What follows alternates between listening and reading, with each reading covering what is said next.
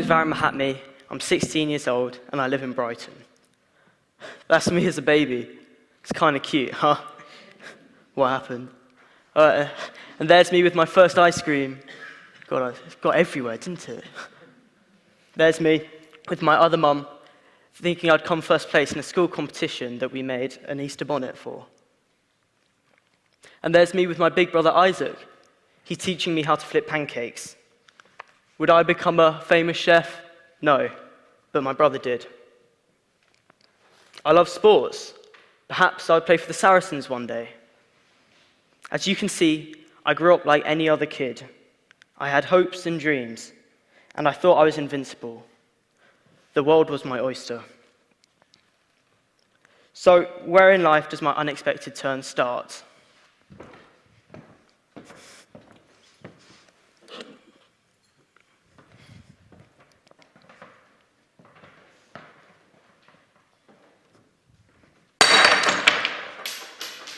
This is where it starts. My life shattered and in pieces. I would like to share with you what I have learned on my incredible journey and how I have turned the tables after my life took an unexpected turn. What strategies and thought processes did I utilize to take me from here, age 11, having intense chemotherapy, to here, speaking on a stage giving a TED Talk, TEDx Brighton? Positive thinking helped me a great deal. I tried to adopt a mindset of positivity and recognizing that my cup was half full and not half empty. I know this might sound a strange initial reaction, especially after being told I had cancer, but the day before I was due to start 6 months of chemotherapy, I was sitting in my hospital bed with my mum next to me. I looked at her and knew that she was devastated and obviously very sad. I was trying to think of positives to cheer her up, and it struck me how lucky I actually was. You see, when I was 9, my parents took me to Brazil, where we as a family volunteered and we worked in an orphanage in the slums. Many of them I met, they had HIV, and they had full-blown AIDS with visible sarcoma lesions. So they too had sarcoma, just like me. But I knew most of them were probably dead, as they were never going to be given the treatment that I was able to receive. So, who wouldn't feel grateful in this situation, and perhaps, dare I say, lucky? I told my mum how I felt, and that I wanted to start fundraising to give back. And I realized how a positive mindset was going to help me feel better and deal with this terrible situation that I found myself in. I was given this opportunity to have this treatment, and I knew I wanted to give back.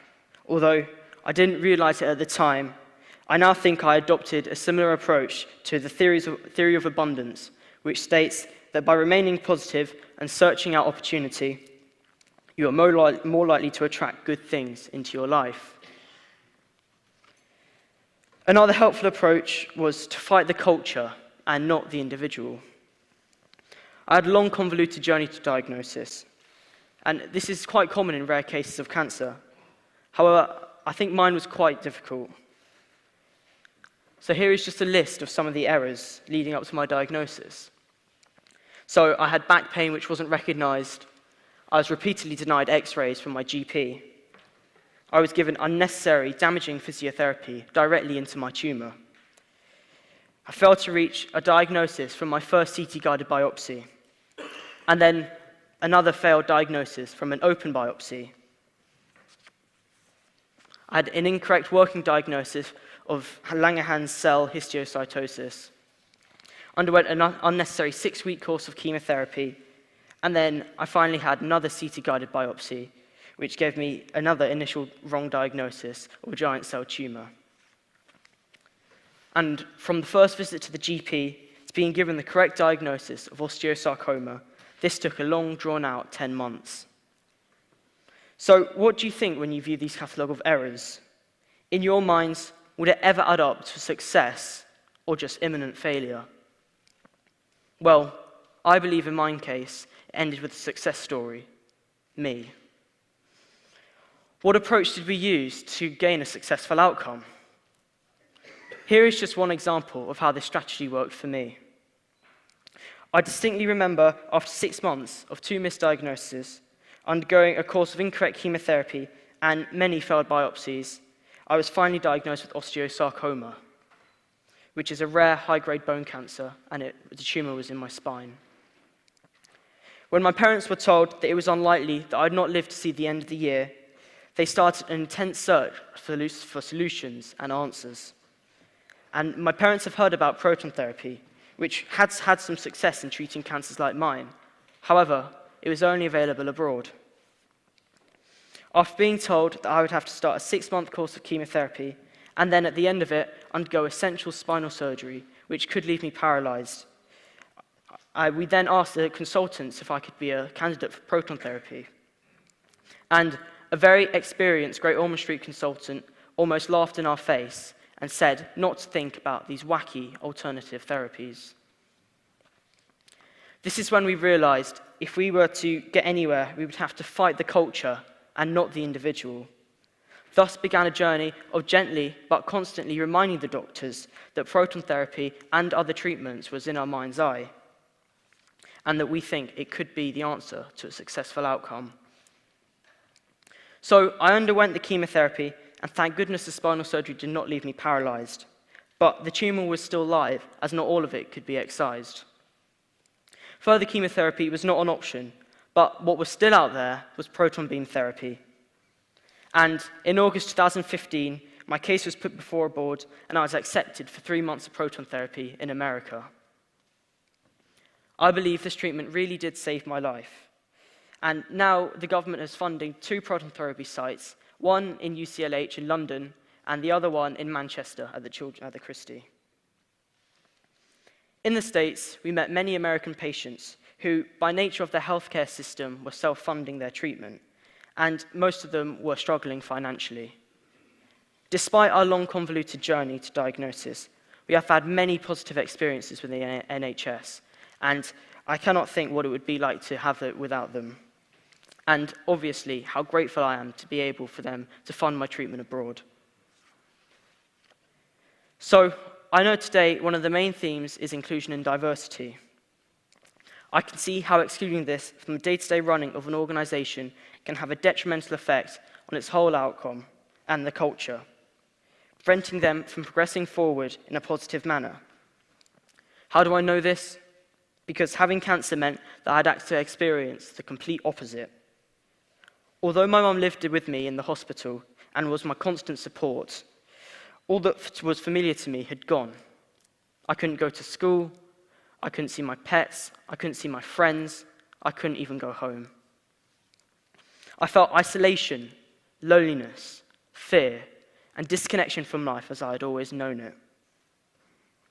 As far as I could see, I had 2 options, either to retreat or to reach out. And I chose to reach out through the medium of film.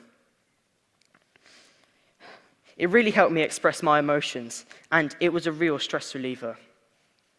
And this is where my career as a filmmaker started, and I continue to reach out through film. So far, I have made films for businesses, charities, and organizations, created my own website, and building up my portfolio. And I know today my time is limited, and I know it's been a long day. I don't want to keep you forever. And I've just touched on the surface of my story. But before I leave, let's return to that broken bowl. In Japan, there is a 500-year-old art called kintsugi, which roughly translates to joining with gold. Kintsugi is built on the idea of strength, beauty, and imperfection. Embracing one's brokenness and imperfections can create something unique, beautiful, and strong. Kintsugi beautifies the breakage and creates it as an important part of the object's history. It's something not to discard, but it's something more precious than before. So, the broken pottery is repaired with a seam of gold. This is all to signify the beauty in what was once broken and to allow it to live on. Whatever you have gone through, whether they are physical or emotional scars, they exist to tell a story, and we should be proud of them. For me, I'll just move out of the way. For me, kintsugi is a good example of how I view my struggle, my trauma, my scars, and how I have come out the other end, stronger and wearing those scars with pride. So, here is that shattered bowl, beautiful and with a wonderful, rich history. I know that cancer was the breaking of me, but I am sure it was the making of me. Thank you very much.